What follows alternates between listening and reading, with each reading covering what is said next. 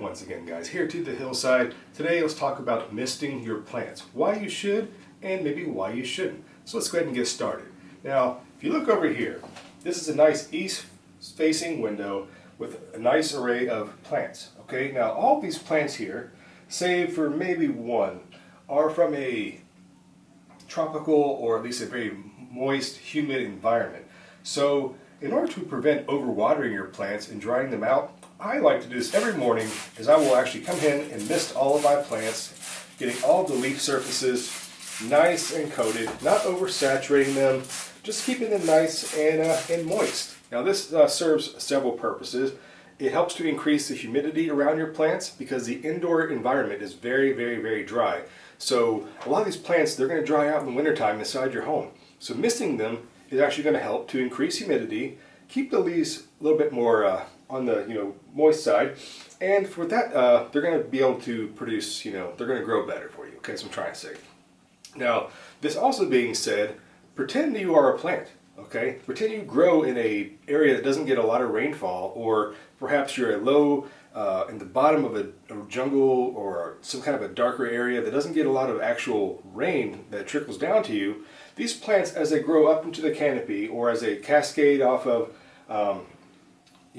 an epiphytic situation where they're growing in a tree or on the side of a cliff or something, these plants have adapted themselves to actually take dew or fog or mist from the air and actually absorb it through their stomata or stoma in their plant leaves right there to help actually supplement the lack of actual rain to the roots. So let's go ahead and check out some other plants over here and give you a little bit more of an explanation of what I'm talking about. Alright, so if you look behind me here, guys, this is the really common Swiss cheese plant, or the Monstera adansonii. Now this is a little bit of a darker area here away from the light, which is more typical of the growing environment for this plant. However, along with this pothos and some of these other philodendron and Amazon lilies I have growing down here, these are lower on the canopy. Alright, so these plants are naturally going to grow in darker areas, low in the rainforest or the tropical areas, and they're actually going to grow up into the trees. As you can see here with this Monstera on this bamboo pole, it is a just loving life, right? So what I like to do, obviously, is I'll start in the mornings and I'll just go ahead and mist all of this. Now I know some people, you don't have this opportunity in your home because of just where the plants are, and you don't want to spray your carpet or your stuff you have in your house. But this area here I have designated. There's stuff on the floor here, so any kind of water is actually not going to be a big deal. But I've been doing this for a long time.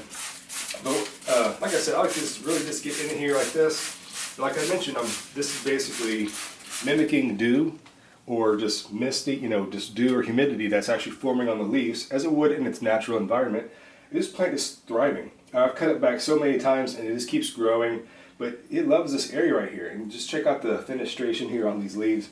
This plant is absolutely loving this situation right here because of, I think, the increased humidity, etc., etc. So if we look right here, another plant. This is a philodendron, I believe. I'm not, it's been called many different things. I'm pretty sure it's a philodendron brandii, but when you look, these little aerial roots right here, that's an indication that it's getting enough humidity. So this plant as well, I just like to mist them with this little coconut fiber pole here that's growing into.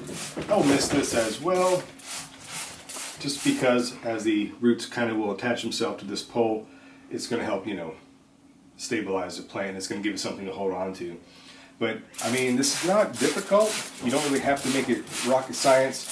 I like to do this, and also for the therapeutic reasons as well. I mean, just coming here in the mornings or in the afternoon, whenever you have time, just kind of misting your plants. Gives you a chance to really get in there and look at all of your plants. You kind of see things you may not have seen. You might be to check for insects or just for new growth. But just go ahead and give everything a nice, good coating. Okay, now most houses, especially here in the U.S. with central air, central heat, they're going to dry your plants out. So this is not going to just sit here and linger.